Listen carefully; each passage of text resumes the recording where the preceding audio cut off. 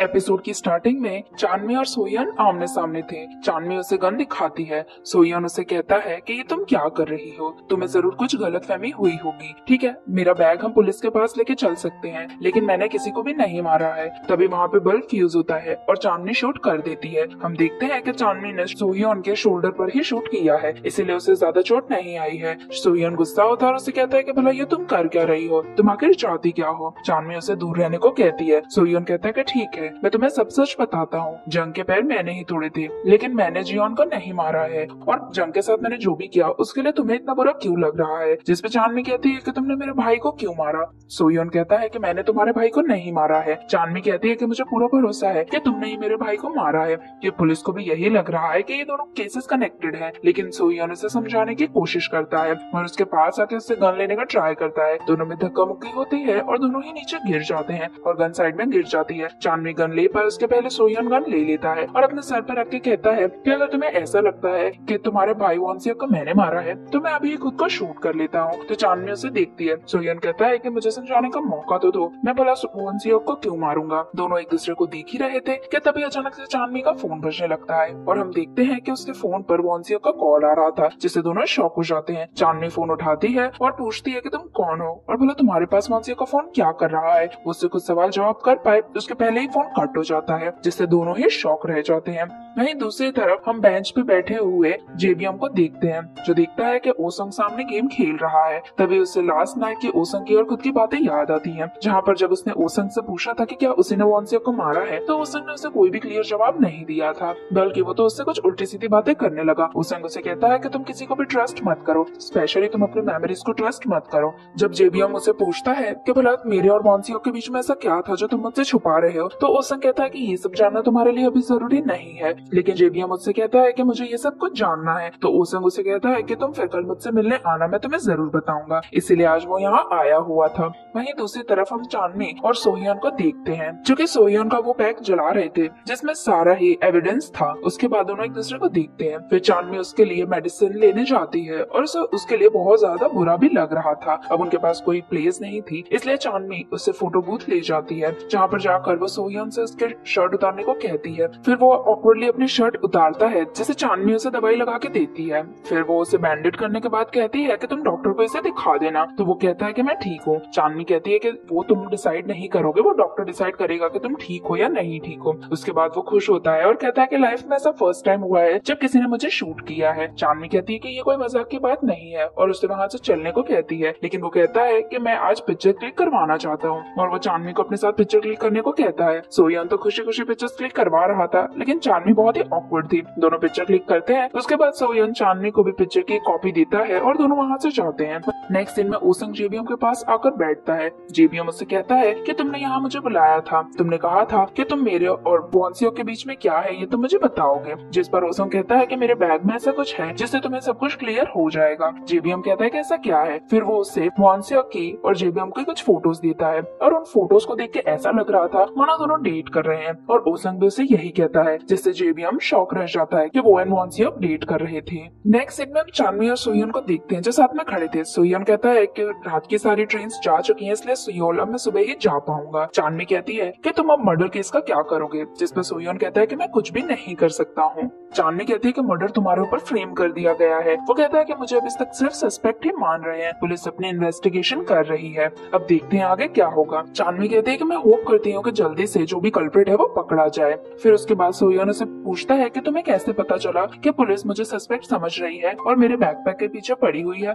तो वो कहता है कि मुझे सारी बातें ओसंग ने बताई। फ्लैशबैक में हम देखते हैं कि चांदनी ओसंग के पास गई थी, जहाँ पर वो उससे पूछती है कि तुम वॉन्सियक को मैनिपुलेट क्यों कर रहे हो। ओसंग कहता है कि तुम ये जानने के लिए मेरे घर के बाहर खड़ी हो, तुम्हें तो उसके मर्डरर के बारे में ढूंढना चाहिए। तो वो कहती है कि मैं यहाँ इसीलिए आई हूँ, जिसने भी उसे मारा होगा मैं उसे नहीं छोड़ूंगी। ओसंग कहता है कि अगर मैंने उसे मैनिपुलेट भी किया हो तो इसका मतलब ये तो नहीं है ना कि मैंने उसे मारा है। चांदनी कहती है कि तुम बस बस मेरे सवालों का जवाब दो। ओसन कहता है कि तुम्हारे माइंड में सस्पेक्ट कौन है? तो चांदनी कहती है कि जब तक उसका मर्डरर पकड़ा नहीं जाता है तब तक सभी मेरे माइंड में सस्पेक्ट है। जिसपे ओसन कहता है कि लेकिन पुलिस के माइंड में तो एक सस्पेक्ट ऑलरेडी है। जिससे चांदनी कंफ्यूज होती है। वो कहता है कि जब मैं पुलिस स्टेशन गया था तब मैंने देखा था कि पुलिस इन्वेस्टिगेशन चल रही है जहाँ पर एक लड़के पे शक किया जा रहा है। पुलिस को अभी सिर्फ उसकी हाइट और बैकपैक के बारे में ही पता है और पुलिस को उसके फेस के या नाम के बारे में कुछ भी नहीं पता है। तभी चांदनी याद करती है कि उस दिन जब वो सोहियन से उस एली में टकराई थी तब सोहियन ने भी एक बैकपैक पहन रखा था। फिर जब वो शूटिंग की प्रैक्टिस अपनी टेरेस पे कर रही थी तब उसे पुलिस का सायरन सुनाई देता है। वो नीचे देखती है तो देखती है कि डिटेक्टिव्स जिम की तरफ आ रहे हैं, जिससे उसका शक सोहियन की तरफ और भी ज्यादा बढ़ता है। इसीलिए वो जल्दी से भाग के जिम में जाती है, जहाँ जाकर वो सोहियन का लॉकर ओपन करके उसमें से बैग निकाल लेती है और पुलिस के आने से पहले वहाँ से भाग जाती है। सोहियन कहता है कि भला तुमने ऐसा क्यों किया? तो चांदनी उसे कहती है कि मैंने ऐसा इसलिए किया क्योंकि मैं नहीं चाहती थी कि तुम्हें पुलिस पहले पकड़े, क्योंकि जिसने भी मेरे भाई का मर्डर किया है मैं उसे अपने हाथों से मारना चाहती हूँ और अगर तुम्हें पुलिस पहले पकड़ लेती तो मैं तुम्हें नहीं मार पाती। जिससे सोहियन उसे देख के स्माइल करता है और कहता है कि हमें हमेशा ऐसा लगता है कि लाइफ और डेथ अलग अलग है, लेकिन ऐसा नहीं है। तो वो कहती है कि इस बारे में मजाक मत करो। तो सोहियन कहता है कि हम लाइफ एंड डेथ को लेकर बहुत ही ज्यादा वियर्ड फील करते हैं, लेकिन लाइफ एंड डेथ तो एक दूसरे के साथ पैरेलल लाइन पे चलती हैं और कब एक दूसरे से वो टकरा जाए हमें पता भी नहीं चलता। किसी इंसान को नहीं पता है कि कब उसका आखिरी दिन है। और ऐसा सब बोल के वो अपसेट हो रहा होता है। चांदनी भी समझती है कि वो ऐसा सब क्यों बोल रहा है, क्योंकि उसे ट्यूमर है और उसकी डेथ का भी कोई ठिकाना नहीं है। जिससे चांदनी उसे कहती है कि प्लीज इस तरह की बातें मत करो। तो उससे वो स्माइल करते हुए कहता है कि तुमने रियलाइज किया आज मेरा लास्ट दिन भी हो सकता था, जिससे चांदनी अपसेट होती है। फिर सोहियन कहता है कि मेरे कहने का मतलब सिर्फ इतना है कि हमें लाइफ में डेथ से डरे बिना अपनी लाइफ कंटिन्यू करनी चाहिए, क्योंकि डेथ तो किसी ना दिन आएगी ही, लेकिन हम अपनी लाइफ जीना उसके लिए नहीं छोड़ सकते हैं। जिससे चांदनी उसे देखती है और वो भी चांदनी को देखता है। फिर वो उसे कहता है कि आज जिस पर्सन ने तुम्हें कॉल किया था वो कल्प्रिट हो सकता है। तो चांदनी कहती है कि मुझे तो श्योर है कि वही कल्प्रिट होगा, वो वही पर्सन होगा जिसने मेरे भाई को विंडो से धक्का देने के बाद उसका फोन ले लिया होगा। जिस पर सोहियन कहता है कि अगर उसने वॉन्सियो का फोन लिया था तो उसने आज फोन स्विच ऑफ क्यों किया, उससे तो वो ट्रैक भी हो सकता है। तो चांदनी कहती है कि उसने मुझे फोन किया और मुझसे बात करी, इसका मतलब ये जरूर है कि वो मुझ पे नजर रखे हुए है। नेक्स्ट सीन में हम देखते हैं कि तेसो बैठी बैठी सोहियन को कॉल कर रही है, लेकिन उसका फोन बिजी आ रहा है। तभी एजंग वहाँ आ जाती है और उसके साथ उसका बॉयफ्रेंड भी होता है जिसने मास्क पहना हुआ होता है, लेकिन तेसो उसे पहचान लेती है। दरअसल में वो एक बहुत ही बड़ा के-पॉप आइडल होता है जिसकी हाल ही में ट्रेनिंग चल रही होती है। एजंग और वो दोनों कपल होते हैं, ये बात किसी को भी नहीं पता होती है और उसकी एजेंसी को अगर ये बात पता चल जाए तो उसे ग्रुप में से निकाल दिया जाएगा। लेकिन फिर भी वो कहता है कि मैं एजेंट से बहुत ही प्यार करता हूँ और मैं हमारे होने वाले बेबी के लिए ग्रुप भी छोड़ दूंगा और जल्दी ही मिलिट्री में लग जाऊंगा और हम फैमिली स्टार्ट कर लेंगे। तेसो को ये सब बातें बहुत ही ज्यादा अजीब लगती हैं और उन दोनों का प्यार देख के तो उसे और भी ज्यादा अजीब लगता है। उसके बाद दोनों घर के अंदर जाते हैं, जहाँ पे तेसो बताती है कि उसके पेरेंट्स कुछ दिन घर पर नहीं है, इसलिए एजंग वहाँ रह सकती है और वो एजंग को आराम करने को कहती है क्योंकि वो डेट पे जाने से थक गई होगी। एजंग स्माइल करते हुए कहती है कि नेक्स्ट टाइम हम चारों को डेट पे चलना चाहिए। तेसो कहती है कि लेकिन मेरा तो कोई भी बॉयफ्रेंड नहीं है। तो वो कहती है कि मुझे पता है कि तुम्हें सोहियन पसंद है, अब फाइनली वो टाइम आ गया है जब तुम सोहियन को बता दो कि तुम उसे लाइक करती हो, क्योंकि तुम्हारी फीलिंग्स उसके लिए बहुत ही विजिबल है। जिससे तेसो भी शॉक रह जाती है कि एजंग को उसकी फीलिंग्स के बारे में भला कैसे पता चल गया।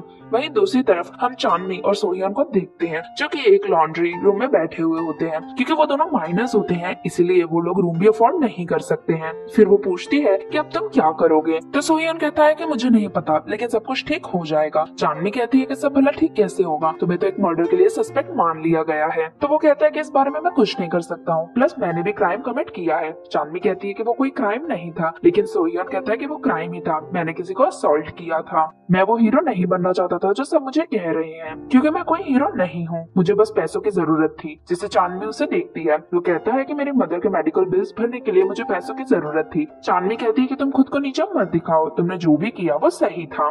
फिर सोहियन कहता है कि जब हम स्नोबॉल बनाते हैं तो हम उसमें बीच में एक पत्थर रखते हैं, जिसकी वजह से वो स्नोबॉल बहुत अच्छी बन पाती है और जितना हम उसे रोल करते जाएंगे पत्थर उतना अंदर दबता जाता है और मेरी भी हालत उसी स्टोन की तरह हो गई है। मुझे लगता है कि मैं इन सब चीजों में इतना फंस चुका हूँ कि अब मैं यहाँ से बाहर नहीं निकल पाऊंगा। जिससे चांदनी उसे कहती है कि तुम मुझे बुरा फील करवा रहे हो, तो वो उसे सॉरी कहता है। फिर चांदनी कहती है कि मैंने एक फोन रिंग सुनी थी, जिस पर वो पूछता है कि कहाँ। तो वो कहती है कि जब कल्प्रिट ने मुझे कॉल किया था तो मैंने उसमें एक फोन की रिंगिंग सुनी थी जिससे वो कहता है कि मुझे सुनाओ। फिर वो दोनों वापस से रिकॉर्डिंग सुनते हैं। जब उसे वॉन्सिया के नंबर से कॉल आया था तब वो देखते हैं कि जानवी जब हेलो हेलो कर रही है तब पीछे से किसी के फोन की रिंगटोन सुनाई दे रही है और ये सुनते ही दोनों शॉक रह जाते हैं। दूसरी तरफ हम जेबीएम को देखते हैं जो कि अपने एंड वॉन्सिया के सारे ही फोटोज को जला रहा है और फोटोज जलाते हुए उसकी मदर भी उससे देख लेती है। जेबीएम को सच पता चलने से वो बहुत ही ज्यादा अपसेट था। नेक्स्ट डे जब चांदनी उठती है तो वो देखती है कि सोयन वहाँ से चला गया है। तभी वो देखती है कि सोयन उसके लिए एक नोट भी छोड़ गया है जिसमें उसने लिखा था कि ये समझ लेना कि मैं कभी बुसान आया ही नहीं हूँ, जिसका क्लियर इंडिकेशन ये था कि यहाँ जो भी हुआ उससे दोनों के बीच में कोई भी मिसअंडरस्टैंडिंग हो। वहीं दूसरी तरफ हम सोयन को देखते हैं जो कि सियोल पहुंच चुका है। जब वो ट्रेन में से बाहर निकलता है तो सनशाइन देखता है जो देखकर वो बहुत ही ज्यादा खुश होता है, लेकिन तभी अचानक से उसके सर में बहुत ही जोर से पेन होने लगता है और उस पेन की वजह से वो नीचे गिर जाता है और बेहोश हो जाता है और उसके साथ ही एपिसोड यहीं पे खत्म हो जाता है। नेक्स्ट पार्ट देखने के लिए चैनल को सब्सक्राइब जरूर करें और वीडियो पसंद आ रहा है तो लाइक भी करें।